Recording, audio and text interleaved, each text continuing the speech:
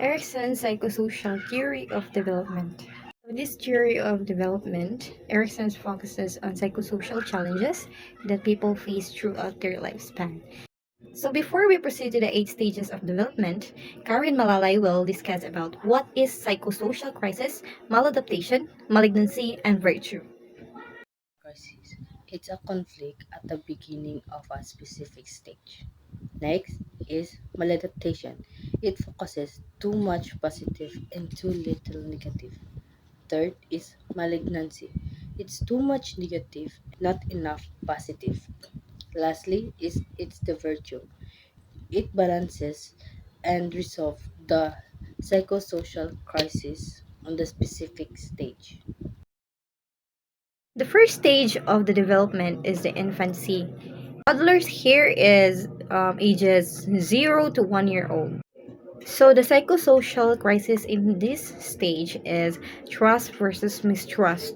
During this stage, the child develops trust when the parents or the guardian provide care, affection, attention, and proper guidance toward the child.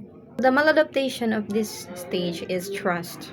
So if the child needs are met without even experiencing frustration, delay, or the need to wait, the child will develop trust. In this stage, will develop trust. So the child will overly trusting or naive behavior.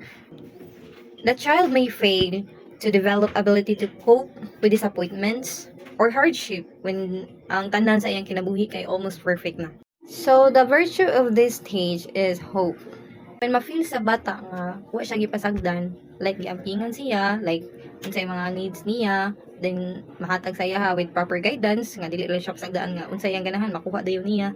So kana nga stage is ma-feel na sa bata nga safe na ang world sa iyang or iyang palibot. So diyan na ma-develop ang trust, then it will lead to the virtue of hope. So the stage 2 of this development is the early childhood. So ang edad diri sa mga bata is 1 to 3 years old. So in this stage, ang mga bata, usog na kayong langas, like they want to learn new things. As you can see, the psychosocial crisis here is the anatomy or the independence versus shame and doubt. So the maladaptation of this stage is impulsiveness. So the child will act recklessly without considering consequences. Impulsiveness will develop kung pasagdaan na tumayo ang mga bata. So the malignancy here is compulsion. So doubtful of abilities, obsessively right and controlled.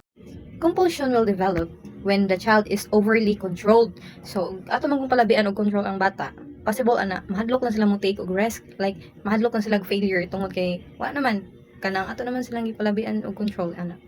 The virtue of this stage is will, the ability to make choices and act with confidence. The virtue of this stage is will, the ability to make choices and act with confidence. The stage 3 of the development is the preschool. So the child here is ages 3 to 6 years old. The psychosocial crisis in this stage is initiative versus guilt. The maladaptation on this stage is ruthlessness, so taking initiative without considering others overly assertive. So in other words, the child in this stage will pursue their desire without thinking of others. The malignancy in this stage is inhibition, feeling guilty about taking initiative or being overly constrained by fear of doing wrong.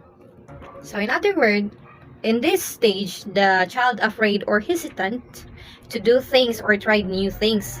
One of the reasons sad nga nung ma-develop ang inhibition during this stage kay tungod sa guardian or sa parents sa bata nga i-discourage ang bata to try new things. The virtue of this stage is purpose. It is the ability to set goals and act on them while understanding social rules and limits. The stage 4 of this development is the school age. So the child here is ages 6 to 12 years old. The psychosocial crisis in this stage is the industry versus inferiority. In this stage, the child is learning to work with others. The maladaptation of this stage is a narrow virtuosity, over-focus and mastery in one area, ignoring broader development. It will develop when the child is pushed into one area of competence without allowing the development of broader interest.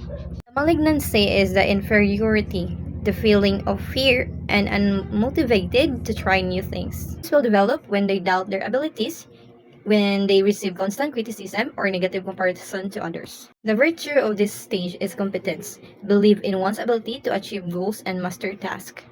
Right. Identity and role confusion. So, ang positive is identity. Diri mabuan sa tao kung kinsa siya or unsa siya. Next is the negative side is role confusion. Kanang galibog siya kung kinsa o unsa iyahang unsa siya. Like for example, gender. Kanang ginatawag siya nga lalaki, pero kasi babae. Naglibog siya kung kuan ba siya kung magpababae ba siya or magpakalalaki sa iyang gender na. So, ang virtue ni kay fidelity. Kanang strong sense of identity and commitment of personal values. Stage 6. Intimacy versus isolation. So, intimacy is the positive side. So, having a feelings towards the opposite or same sex. So, next, the negative side is isolation.